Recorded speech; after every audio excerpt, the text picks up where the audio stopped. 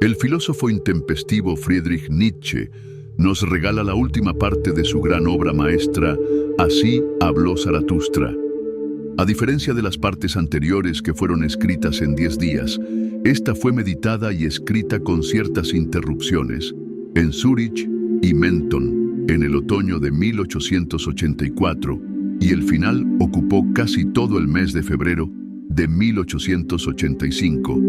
Nietzsche no logró publicarla en su lucidez.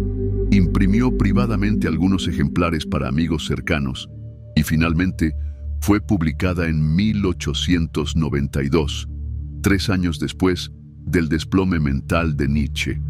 El filósofo que se ve reencarnado en Zaratustra ha hablado, ha descendido entre los hombres, ha sido incomprendido, rechazado, glorificado y olvidado.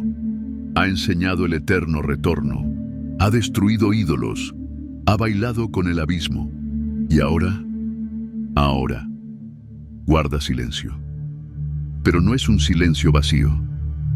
Es un silencio que escucha, una espera cargada de presagios, como si lo más importante estuviera aún por revelarse. Esta cuarta parte es la más desconcertante. No es el clímax de un héroe, no es la redención de un mártir, no es el cierre ordenado de un sistema filosófico, es otra cosa, más parecida a un carnaval existencial, a una procesión de máscaras que llegan no a venerar, sino a contaminar. Zaratustra ha vuelto a su cueva, ha querido aislarse, ha querido dejar el mundo atrás, pero el mundo llama a su puerta, y no lo hace con sabios ni con espíritus libres. Llega disfrazado de paradoja, con reyes sin reino, con mendigos orgullosos, con monstruos que han matado a Dios, pero no saben qué hacer con su cadáver. Todos vienen a buscar a Zaratustra, pero lo que encuentran no es un maestro, es un espejo, porque esta parte no es para el lector ingenuo ni para el discípulo obediente. Es para el que se atreve a ver lo que Nietzsche ya no quiere decir, pero tampoco puede ocultar.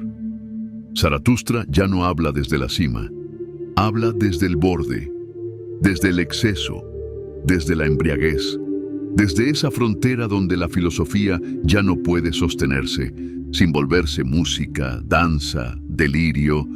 Aquí ya no se trata de explicar la vida, sino de soportarla, de afirmarla incluso cuando se vuelve grotesca, incluso cuando el superhombre no llega, incluso cuando la voluntad de poder se derrumba sobre sí misma. Y sin embargo, Nietzsche no cae en la desesperación, cae en la risa. Una risa amarga, una risa profunda, una risa que ya no espera nada del mundo y por eso lo puede abrazar todo. En esta cuarta parte no se construyen nuevas tablas, se quiebran las últimas esperanzas, se canta con un asno, se baila con la tristeza, se cena con los residuos del alma moderna. Todo parece una parodia, pero no lo es. Es el gesto más radical. Reír cuando todo se ha derrumbado. Seguir viviendo incluso cuando no queda sentido. Bendecir el instante, aunque venga envuelto en absurdos. Y así, capítulo a capítulo, se revela una verdad incómoda. Quizás el superhombre no es una figura gloriosa, sino una forma de caminar entre las ruinas sin volverse piedra. Esta no es una parte que se entienda, es una parte que se atraviesa, como un sueño febril, como un atardecer que no se decide entre belleza y ocaso. Zaratustra ya no nos invita a pensar, nos reta a soportar, nos reta a reír, a danzar, a callar y finalmente a ver el signo.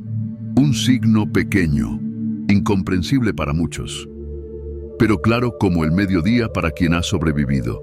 A Dios, a la moral y al propio Zaratustra.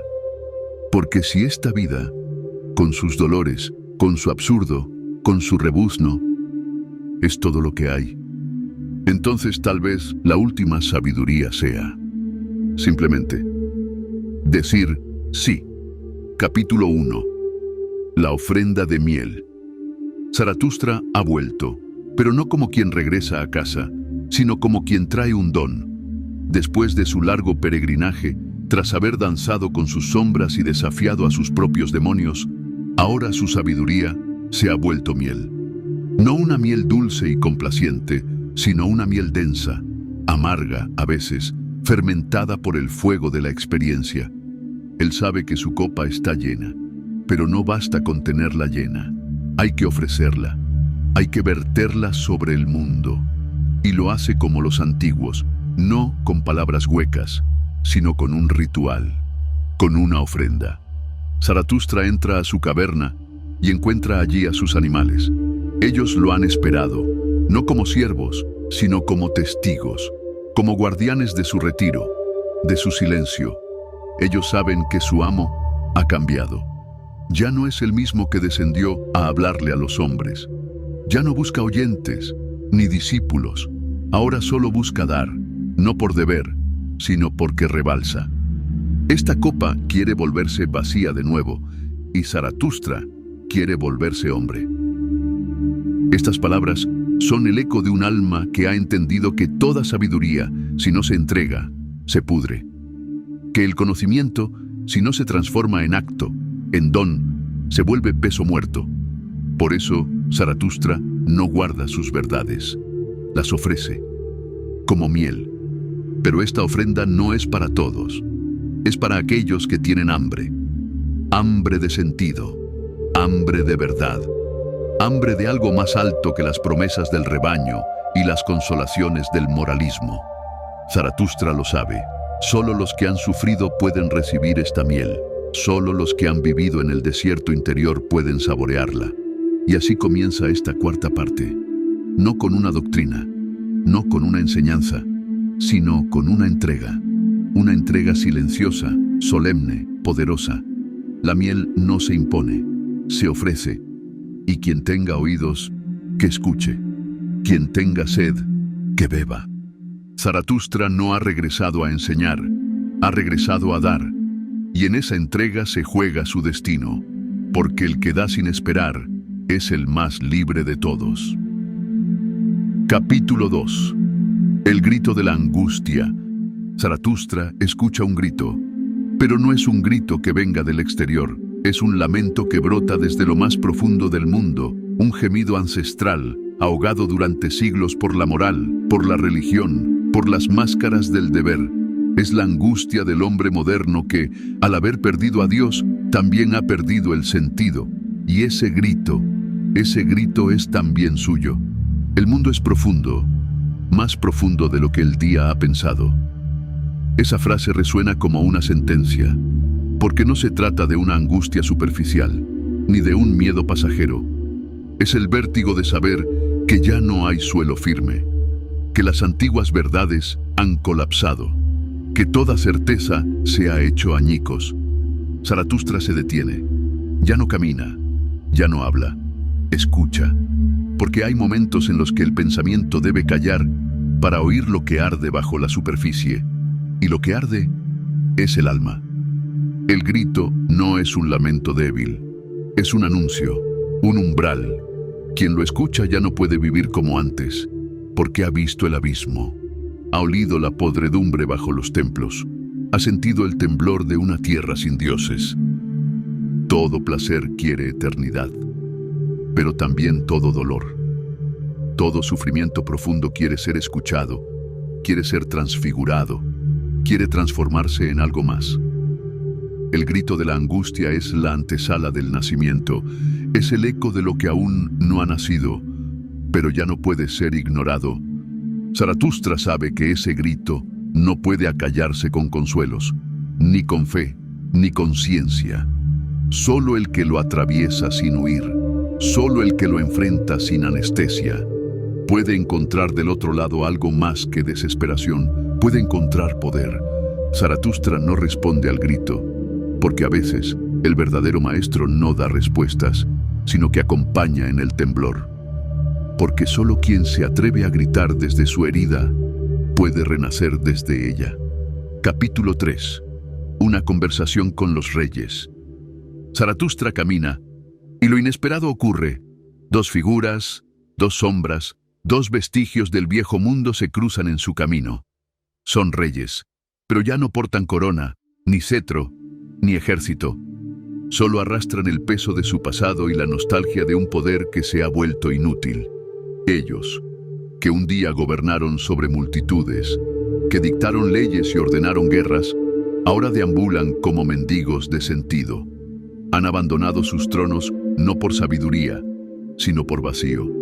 Han comprendido, tarde, que el dominio sobre los hombres no es dominio sobre uno mismo. Zaratustra no los rechaza, tampoco los exalta, los escucha, porque incluso en los que han sido ídolos, aún puede quedar un temblor de humanidad. Los reyes hablan como quien ha despertado de un largo sueño. Confiesan su desilusión con el Estado, con el poder, con los hombres. Han visto cómo la masa se vuelve más temible que cualquier ejército, cómo el pueblo, en nombre de la igualdad, puede devorar a quien se eleva. Y ahora buscan algo distinto, buscan un nuevo sentido. Por eso siguen a Zaratustra, no para imponer, sino para aprender, no para reinar, sino para servir a una nueva fuerza, la vida misma. Somos los dos reyes viejos, dicen. Hemos llegado demasiado tarde a la verdad. Y en su voz hay más cansancio que esperanza, más renuncia que fe. Pero Zaratustra no juzga, solo observa. Y desde esa mirada nace una advertencia.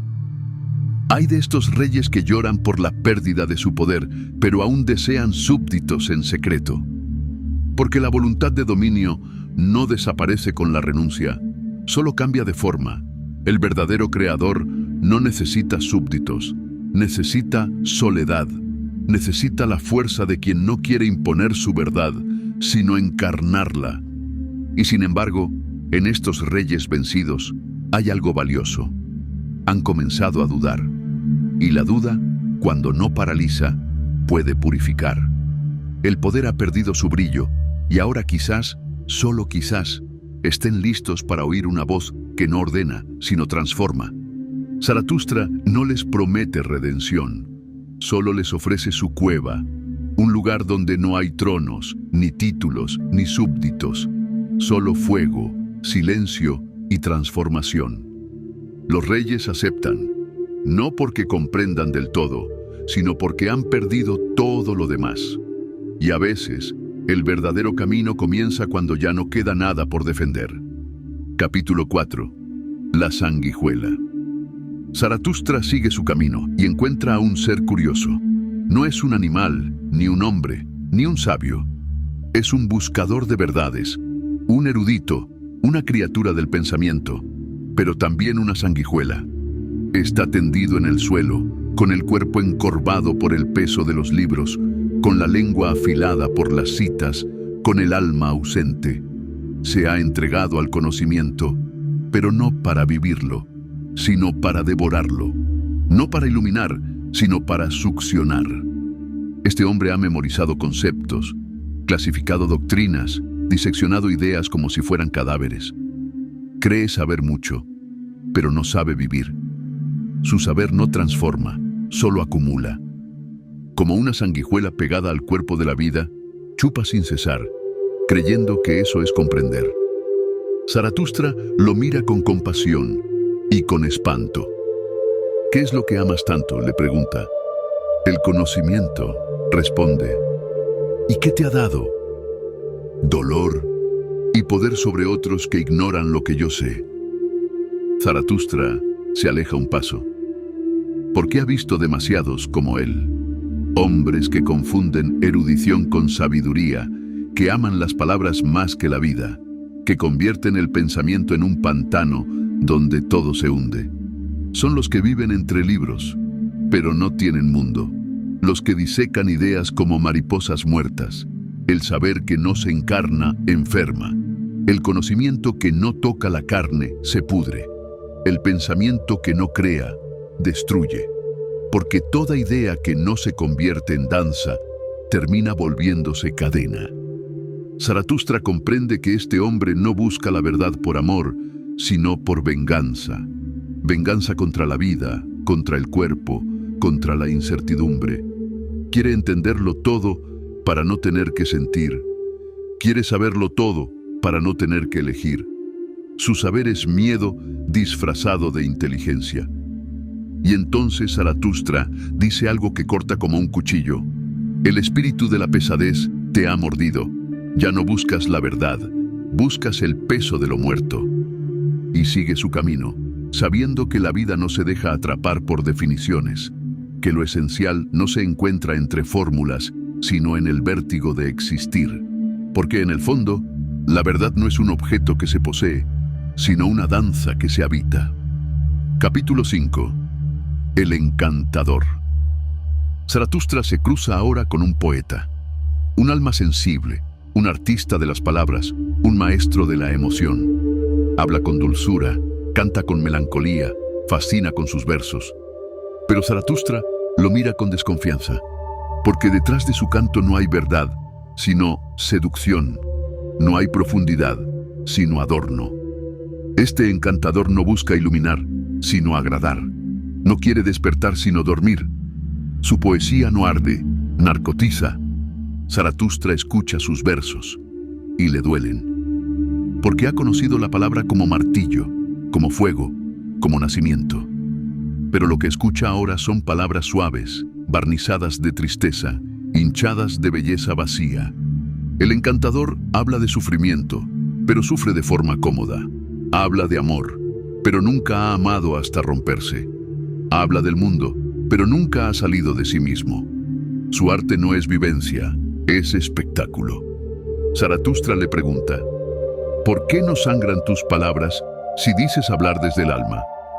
Y el encantador calla, porque su alma es más forma que fondo, más eco que grito. Entonces Zaratustra se enoja, no con odio, sino con compasión airada, porque sabe que los verdaderos poetas no encantan, estremecen, no calman, despiertan, no buscan aplausos, buscan verdad. Y le lanza estas palabras como un desafío. Deja de cantar, grita, deja de rimar, vive. No necesito tu lamento armonioso, necesito un rugido que haga temblar la tierra. El encantador se derrumba, porque ha sido desenmascarado, porque su arte era máscara, porque su belleza era huida, y por primera vez calla, y en ese silencio nace algo nuevo. Zaratustra no odia al poeta, pero no tolera el engaño disfrazado de sensibilidad. No hay nada más peligroso que una belleza que adormece, que una emoción que evita actuar, que una palabra que embriaga en lugar de despertar.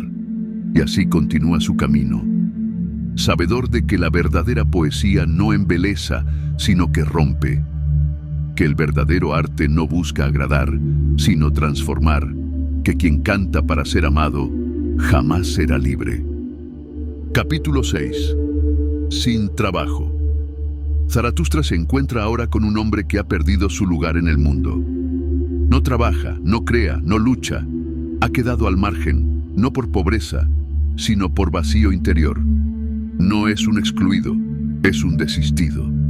Este hombre no ha sido vencido por la vida. Se ha rendido antes de tiempo.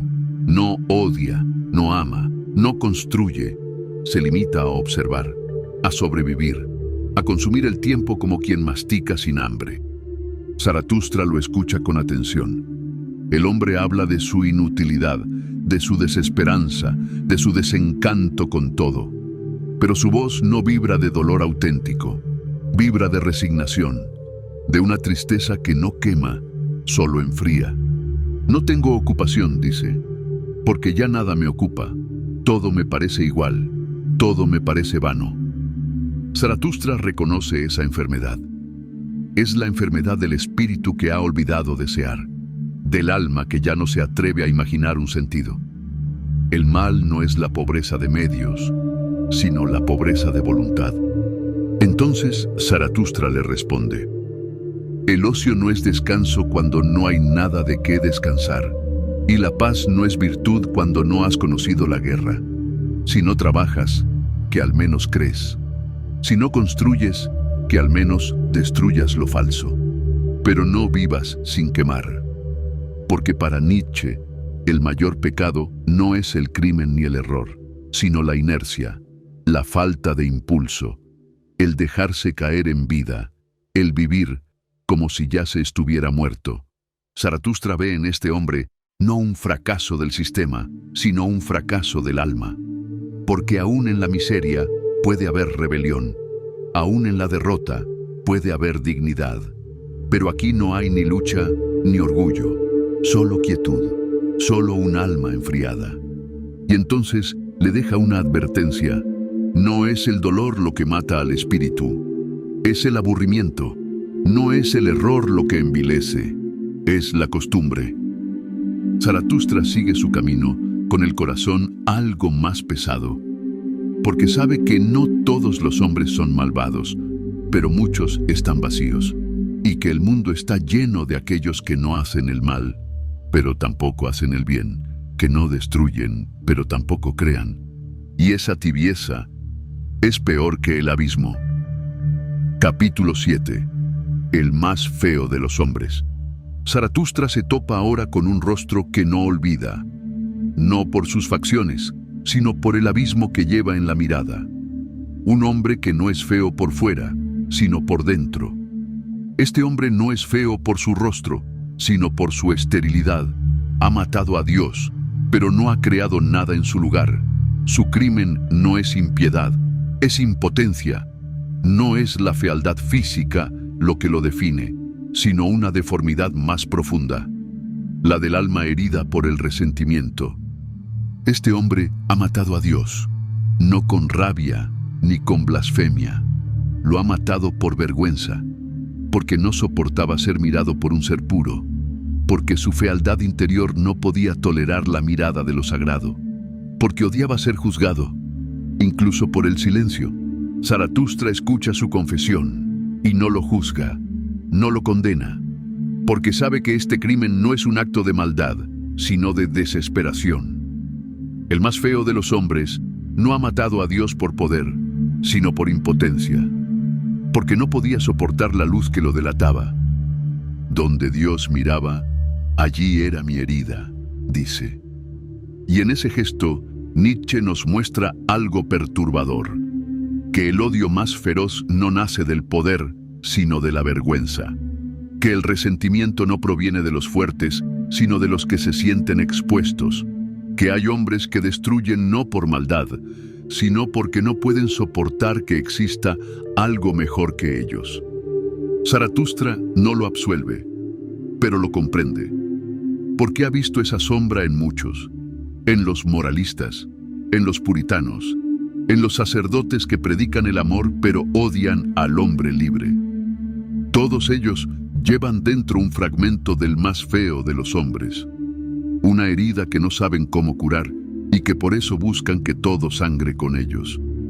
Y sin embargo, algo en esta confesión conmueve a Zaratustra, no por la culpa, sino por la honestidad, porque este hombre no es hipócrita, no oculta su sombra bajo palabras santas, no se disfraza de virtud, dice su verdad desnuda, como una llaga expuesta. Yo soy quien mató a Dios, dice, y con esa frase, quizás, empieza su redención. Zaratustra lo deja con un gesto de compasión silenciosa, porque entiende que la fealdad más profunda no está en el rostro, sino en el alma que ha dejado de amar la vida. Y sabe también que solo enfrentando esa sombra pueden hacer algo nuevo. El más feo de los hombres no es el final, es la advertencia, es el espejo de lo que podemos convertirnos si olvidamos crear. Capítulo 8. El mendigo voluntario. Zaratustra avanza y encuentra a un hombre que ha renunciado a todo, a los placeres, a las riquezas, al poder, incluso a la esperanza. Un hombre que no fue despojado, se despojó a sí mismo. No es un pobre por destino, sino por decisión. Es un mendigo, voluntario. Pero su pobreza no es virtud, es huida, porque ha renunciado no por sabiduría, sino por miedo. Ha entregado sus bienes como quien se rinde, no como quien se libera. Ha dejado de buscar, no porque encontró la verdad, sino porque ya no soporta el peso de no hallarla. Su renuncia no es poder, es agotamiento. Zaratustra lo escucha y pronto percibe el veneno disfrazado de pureza.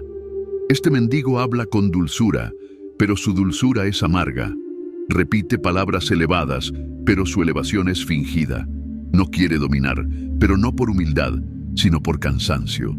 No quiere gozar, pero no por sobriedad, sino por resentimiento. No deseo ya nada, declara, como si esa frase fuera noble. Pero Zaratustra sospecha, porque quien no desea nada ha dejado de vivir. Y Nietzsche, a través de este personaje, dispara contra una forma peligrosa de moral, la que glorifica la renuncia vacía, el ascetismo sin creación, la supuesta santidad que esconde un profundo cansancio de la existencia. No se trata de poseer poco, sino de amar mucho. No se trata de huir del mundo, sino de transformarlo. El mendigo voluntario ha confundido la renuncia con la verdad. Zaratustra le habla con delicadeza, pero también con firmeza, porque sabe que detrás de cada renuncia no siempre hay sabiduría. A veces hay solo miedo de vivir plenamente.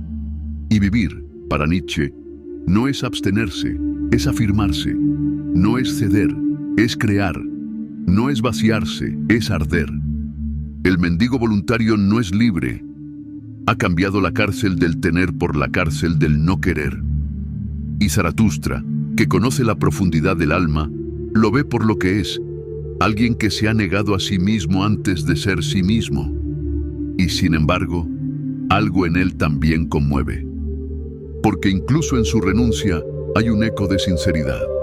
Un intento, aunque torpe, de elevarse por sobre el mundo vulgar. Pero ha fallado, porque no ha trascendido, ha desaparecido. Zaratustra no condena, pero tampoco se apiada como lo haría un sacerdote. Su compasión no es indulgencia, no es lágrima, es desafío. Porque amar la vida no es consolar al caído, sino invitarlo a levantarse. La compasión nietzscheana no acaricia la debilidad, la sacude. No se arrodilla con el vencido, le lanza una cuerda y espera que trepe. Y si no lo hace, no lo maldice, solo sigue su camino. Porque Zaratustra ama, pero no se inmola. Capítulo 9. La sombra. Zaratustra camina y algo lo sigue. No es un discípulo, no es un enemigo, es algo más profundo, más íntimo, más inquietante. Es su sombra, aquello que lo ha seguido desde siempre, sin pedir permiso ni dar explicación. La sombra no es un ser exterior, es la parte oculta del alma, la que no habla pero observa, la que no actúa pero juzga. Es esa voz que no se escucha con los oídos, pero que grita dentro del pecho cuando todo está en silencio.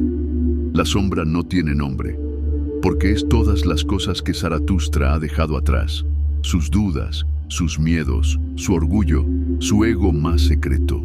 Todo aquello que ha reprimido para poder elevarse, ahora lo persigue y le habla. Le dice que ha mentido, que ha huido, que se ha vestido de profeta para no admitir que también está perdido, que su sabiduría es apenas una máscara, que su voluntad de poder esconde una herida que aún no ha sanado. Zaratustra escucha. No responde de inmediato, porque sabe que la sombra no miente del todo, pero tampoco dice toda la verdad. Nietzsche nos enfrenta aquí con uno de los combates más difíciles, el combate con uno mismo. No el que se libra con palabras ni con gestos, sino el que ocurre en las grietas del alma, donde nadie más puede entrar. La sombra representa todo lo que somos y no aceptamos, todo lo que negamos para parecer fuertes, pero que en la soledad vuelve con más fuerza. Zaratustra no mata a su sombra. No puede, nadie puede. Pero tampoco se arrodilla ante ella. La mira, la interroga y sigue caminando. Porque sabe que quien no se reconcilia con su sombra está condenado a ser perseguido por ella. Pero quien la reconoce, quien la enfrenta sin odio ni vergüenza, puede finalmente liberarse. Zaratustra no es un hombre sin oscuridad, es un hombre que ya no le teme. Capítulo 10. Mediodía. Hay una hora en la que el mundo se detiene. No es la noche del silencio ni la mañana de la promesa, es el mediodía, cuando el sol no proyecta sombra y todo, absolutamente todo, queda expuesto. Zaratustra llega a ese instante. No hay engaño posible bajo esa luz. No hay consuelo en la penumbra.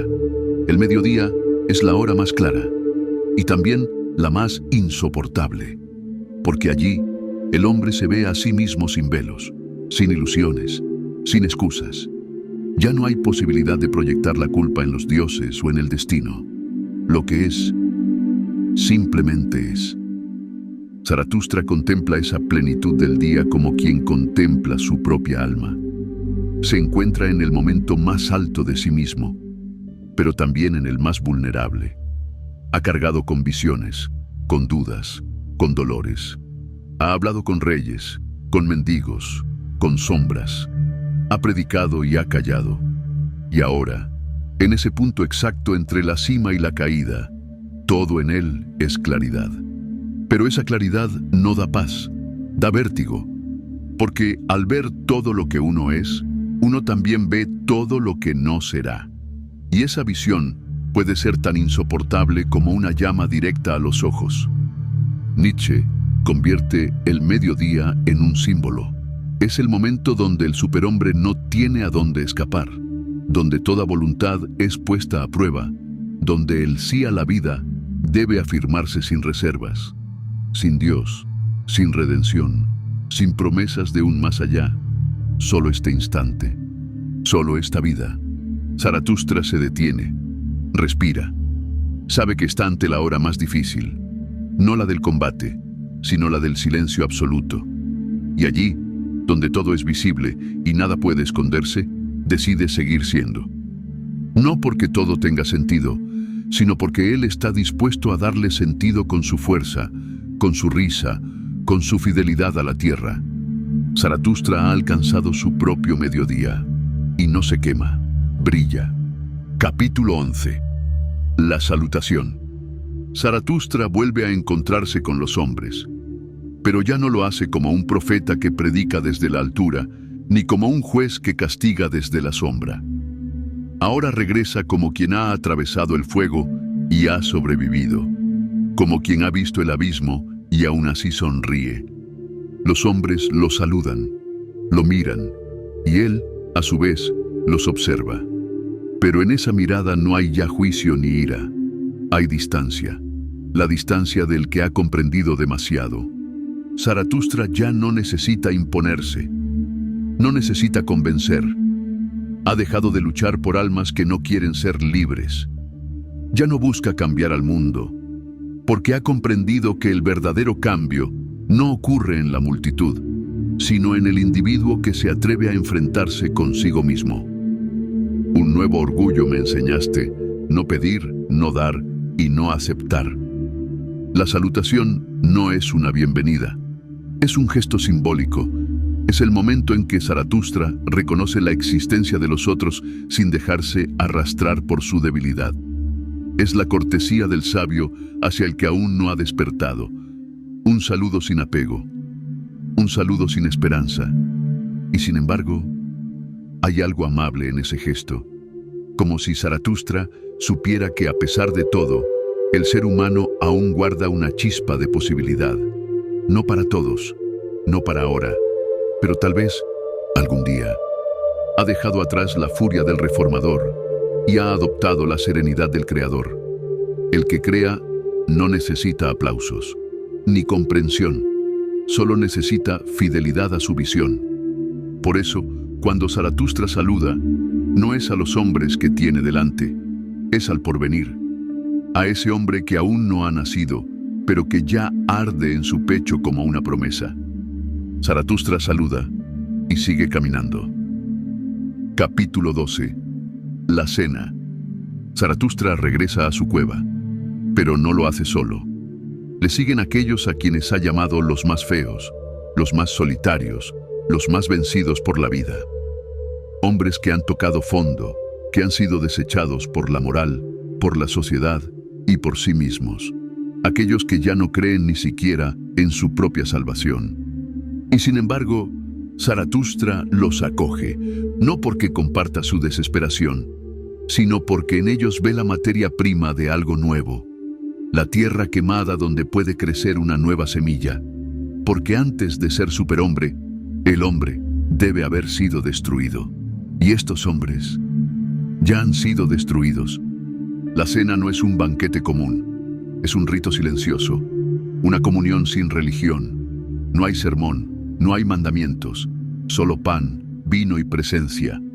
Zaratustra no ofrece salvación, ofrece compañía. Su sabiduría no se impone, se comparte. Aquel que da su alma, da su más precioso bien. Aquí Nietzsche subvierte incluso la última esperanza del cristianismo, la fraternidad del sufrimiento. Porque Zaratustra no sufre con los otros para consolarse, está con ellos sin dejar de ser él mismo. No se sacrifica, no se rebaja, no se inmola. Comparte, pero desde la altura de quien ya ha cruzado su propio infierno. Los invitados hablan, se lamentan, se confiesan. Pero Zaratustra calla. Su silencio pesa más que cualquier palabra, no porque desprecie, sino porque espera. Espera que esos hombres descubran por sí mismos que la vida, incluso rota, puede ser afirmada. La cena no es redención. No hay milagros. Nadie ha sido transformado aún. Pero una chispa ha sido encendida. El vino ha sido bebido. El pan compartido. Y eso, en un mundo que se devora a sí mismo, ya es un acto revolucionario. Zaratustra ha cenado con ellos, sí, pero no porque se haya igualado, sino porque ha comprendido que incluso en el barro puede haber semilla. Compartió el pan, pero no compartió su altura. No se rebajó para incluir, se mantuvo en su cima interior mientras ofrecía su fuego. Porque su amor no es paternalismo, su entrega no es caridad, es amor fati, un amor sin condiciones, que no exige que los otros cambien, para seguir afirmando la vida. Y eso no es redención, es presencia, es estar, sin esperar nada. Capítulo 13. Del hombre superior. Zaratustra ha convocado a todos a su cueva, pero no se trata de discípulos ni de creyentes. Ha reunido a los restos, los fragmentos, las ruinas del viejo mundo. Cada uno de los presentes representa una forma fallida del ser humano moderno. El último sacerdote, el científico desencantado, el filántropo cansado, el poeta que canta sin fuego. Todos ellos han buscado sentido en su tiempo, y todos han fracasado. Zaratustra no los juzga, los escucha, pero en su mirada hay algo que inquieta. No ve grandeza en ellos, ni siquiera en su sufrimiento, porque lo que les falta no es conocimiento, ni fe, ni experiencia. Les falta altura. Cada uno de estos hombres ha alcanzado un límite y se ha resignado. Han sobrevivido al derrumbe de los antiguos valores, pero no han sabido crear otros nuevos. Son superiores, sí, pero solo en comparación con la mediocridad reinante. No son fuertes, sino menos débiles. No son libres, sino menos esclavos. El hombre superior es un puente, dice Zaratustra, pero ninguno ha cruzado todavía. Este capítulo es una especie de juicio, pero no ante un tribunal moral. Es un juicio ante la voluntad. Zaratustra examina, provoca, tienta. No busca que se arrodillen, sino que se levanten. No quiere adoradores, quiere creadores. Pero ellos aún no comprenden. Se lamentan de la muerte de Dios, pero no se atreven a afirmar la vida. Hablan de virtud, pero temen el exceso. Claman por redención, pero no se atreven a perderse. Zaratustra los ama, pero no puede seguirles el juego. Les exige más, les exige todo. Porque el superhombre no es quien asciende desde la pureza, es quien asciende desde la ruina. Zaratustra Los confronta con su propia mediocridad, no para humillarlos, sino para liberarlos, porque mientras se crean superiores, seguirán siendo prisioneros de su pasado. Solo cuando se reconozcan débiles, podrán volverse fuertes.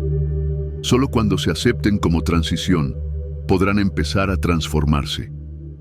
Y entonces, Zaratustra vuelve a callar, porque el hombre superior aún no ha nacido, pero el que lo será, tal vez ya lo ha escuchado, y el superhombre no llega. Pero eso no es un fracaso, es el signo más claro de su verdad. Porque el superhombre no es un hombre entre los hombres, no es una figura gloriosa que entra en escena. Es una dirección, un horizonte, una tensión que atraviesa a Zaratustra y lo empuja, pero que aún no se ha encarnado. Los hombres superiores, esos que alguna vez desafiaron al rebaño, se han quedado en el umbral. Han querido lo nuevo, pero no han querido arder por ello. Han ascendido, sí, pero aún no han saltado. Zaratustra ve en ellos no fracaso, sino interrupción. Han demolido ídolos, pero se niegan a ser puentes hacia algo nuevo. Prefieren ser ruinas nobles antes que tierra fértil. Son los que mataron a Dios, pero se quedaron contemplando el cadáver, y eso es lo más trágico, que no son mediocres, pero tampoco son creadores. Son los restos nobles de un mundo que ya no existe. Y ante ellos, Zaratustra guarda silencio, porque sabe que el verdadero superhombre aún está por nacer. Tal vez no de ellos, tal vez no de nosotros, pero su llama ya está encendida. Capítulo 14. El canto de la melancolía.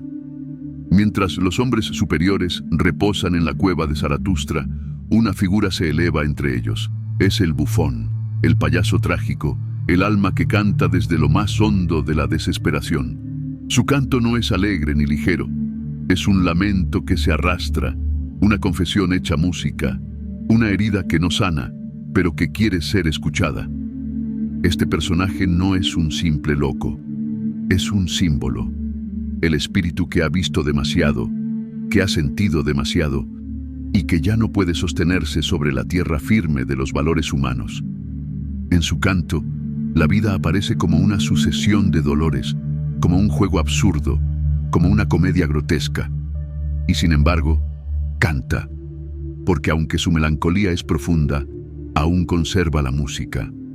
Aún queda voz donde ya no hay esperanza. Zaratustra lo escucha en silencio. No lo reprende, no lo calla, porque también él ha conocido esa oscuridad. Pero no la ha convertido en morada, sino en tránsito. La diferencia entre el melancólico y el creador no es el dolor, es lo que hacen con él. El hombre no soporta su propia altura, parece decirnos Nietzsche. Cuando ve el abismo desde lo alto, tiembla, y a veces se ríe para no caer. El canto de la melancolía revela una verdad incómoda. No todos los que sufren quieren ser redimidos. Algunos hacen del sufrimiento un hogar, otros una identidad. Y eso también es una forma de servidumbre. Zaratustra no niega el dolor, lo ha vivido, lo ha amado, pero lo ha convertido en fuerza, en creación, en afirmación. El melancólico, en cambio, lo transforma en lamento interminable. Y por eso, aunque su canto conmueve, no lo libera. Este capítulo es un recordatorio de que incluso la tristeza puede ser una máscara, que el sufrimiento, si no se trasciende, se convierte en hábito, y que el verdadero peligro no está en el llanto, sino en acostumbrarse a él. Zaratustra sigue en silencio. Espera, porque sabe que después del canto debe venir el silencio que lo supere, no el que calla por resignación, sino el que prepara un nuevo decir. Capítulo 15. De la ciencia. Ahora Zaratustra se vuelve hacia los sabios, hombres de razón, de cálculo, de método, aquellos que, creyendo haber desentrañado los misterios del universo, caminan con la seguridad de quien ha reducido el mundo a fórmulas y teorías. Pero Zaratustra no los envidia, no los admira. Los observa con una mezcla de ironía y compasión, porque ve en ellos una forma sutil de ceguera, la del que cree saber y ha dejado de ver. El saber, dice Zaratustra, se ha vuelto demasiado limpio, demasiado ordenado. Se ha alejado de la tierra, del cuerpo, de la vida. Estos sabios caminan como si no tuvieran sangre, como si la verdad estuviera en lo abstracto, en lo desecado, en lo que ya no vibra. Son sabios del intelecto, pero no del espíritu. Conocen todo, excepto a sí mismos. Me parecen fríos, dice Zaratustra. Su mano investiga, pero no crea. Su corazón no late con la tierra, su pensamiento no danza. El saber que no toca la vida se convierte en soberbia, y la soberbia de los sabios es la más peligrosa, porque se disfraza de objetividad, se oculta tras números, se proclama neutral. Pero en realidad teme al caos, teme a la pasión, teme al abismo del que surge la verdadera creación. Zaratustra les recuerda que hay una sabiduría más honda, la que nace del cuerpo, del sufrimiento, del deseo, del amor y del error.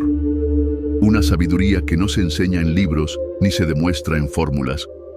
Una sabiduría que respira. Porque el superhombre no será un sabio encerrado en su torre de marfil. Será un danzante, un creador, un afirmador de la vida. Y eso exige más que ciencia, exige valentía. Este capítulo es un juicio contra el cientificismo que pretende sustituir la sabiduría, contra la idea de que conocer es dominar. Zaratustra se burla de esos doctos que diseccionan la vida para entenderla, y en el proceso la matan. Y así, una vez más, Nietzsche nos recuerda que el conocimiento sin alma es una forma de decadencia, que pensar no es suficiente. Hay que vivir lo pensado, hay que encarnarlo, hay que arriesgarse. Capítulo 16. Entre las hijas del desierto. Zaratustra se retira al desierto, pero no a un desierto vacío, sino a uno habitado por hijas del desierto, figuras simbólicas que evocan la sensualidad, la danza, el canto, la tentación y la aceptación del cuerpo. Aquí Nietzsche juega con imágenes que muchos considerarían profanas, incluso escandalosas, para mostrar lo que la filosofía suele reprimir: la unión entre pensamiento y deseo, entre sabiduría y placer, entre cuerpo y espíritu. Zaratustra no se entrega a la lujuria banal, ni cae en el hedonismo sin sentido. Lo que busca y encuentra es algo más profundo, una reconciliación. Después de haber luchado con los doctos, con los sacerdotes, con los sabios moralistas, aquí se permite simplemente ser, sentir, reposar, cantar, amar, reír, como si por un instante la existencia no exigiera redención, ni análisis, ni superación, solo presencia. El que no sabe reposar entre las mujeres no sabe luchar con el destino, declara. Porque incluso el espíritu más libre necesita descanso, incluso el más fuerte necesita abrazos, incluso el más sabio necesita dejarse tocar por el mundo. Las hijas del desierto representan esa dimensión olvidada de la existencia, el arte de gozar sin culpa, de danzar sin razón, de reírse del dolor sin negarlo. Zaratustra, que ha sido guerrero, predicador, solitario y caminante, ahora se convierte en amante. No porque haya renunciado a su misión, sino porque comprende que la afirmación de la vida no se logra solo con ideas, sino también con caricias. Y así, el desierto, que tantas veces simboliza la soledad, aquí se convierte en escenario de comunión, no con el prójimo moral, ni con el Dios trascendente, sino con la tierra, con los sentidos, con lo humano. En medio del vacío Zaratustra halla un canto, y en ese canto una verdad más profunda que muchos libros. La vida no necesita explicación, necesita ser amada. Capítulo 17. El despertar. Zaratustra despierta, pero este despertar no es del cuerpo, sino del alma. No es un abrir de ojos, sino un abrir de mundos. Después del reposo, del canto, del gozo entre las hijas del desierto, algo se agita dentro de él, como si el silencio hubiera madurado en revelación, como si la calma escondiera un llamado. Lo que despierta en Zaratustra no es la nostalgia del pasado ni el miedo al porvenir. Es el presentimiento de que algo está por suceder, como cuando el aire cambia antes de una tormenta, como cuando un animal percibe lo que el ojo aún no ve. Zaratustra siente que su misión aún no ha terminado, que aún no ha dicho lo más importante, que aún no ha entregado su último mensaje. Este capítulo es breve, pero poderoso. Es la antesala del final, el aliento que se toma antes del salto, el latido que precede al éxtasis. Zaratustra no despierta solo para continuar su camino, despierta para culminarlo, y lo sabe con la certeza que da el silencio profundo, que lo que viene no será un sermón, sino una celebración. El que ha oído el canto más profundo debe también despertar con el grito más alto. Zaratustra se levanta, pero ya no como el que enseña. Ahora se levanta como el que danza, como el que ha comprendido que toda doctrina es incompleta si no puede convertirse en música, en fiesta, en afirmación pura. El despertar no es un regreso al deber, es un regreso a la vida. Una vida que no necesita ser corregida, sino celebrada. Una vida que, con todo su dolor, merece ser vivida. Zaratustra ha soñado con la eternidad. Ha descendido a los infiernos de la moral. Ha visto el rostro del nihilismo. Y aún así se pone de pie. Porque su despertar no es una huida del sueño, sino una continuación del mismo, con los ojos abiertos. Capítulo 18. La fiesta del asno. Zaratustra regresa y encuentra a sus huéspedes celebrando. Pero lo que presencia no es una fiesta cualquiera, es una parodia, una liturgia grotesca, una misa invertida en la que el asno, símbolo de la obediencia ciega, del sometimiento, de la estupidez santificada, ha sido convertido en Dios. Todos lo veneran, todos le dicen «Ia», un eco grotesco del amén cristiano. El asno no es solo un animal, es la caricatura de Dios. Su balido es el último estertor de una fe que ya no cree en sí misma, pero que sigue necesitando rituales para no enfrentar el vacío. Los hombres superiores que Zaratustra había acogido, los sabios, los poetas, los piadosos, los que alguna vez buscaron verdad, ahora se inclinan ante la nada.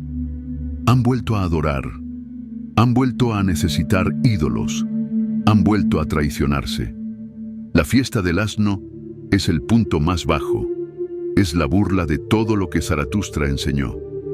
No hay voluntad de poder aquí, no hay afirmación de la vida, solo hay nostalgia del sometimiento. Porque el alma humana, cuando no puede soportar el abismo, fabrica un dios, aunque sea un asno.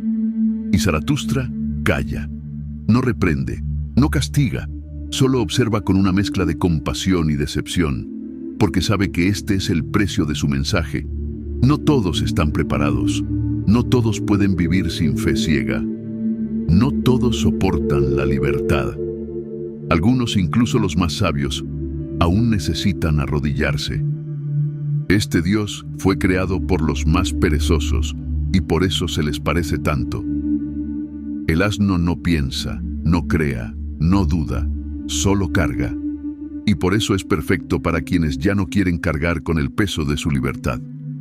Lo veneran porque les absuelve de la responsabilidad de ser fuertes. La fiesta del asno es la caricatura final del alma moderna.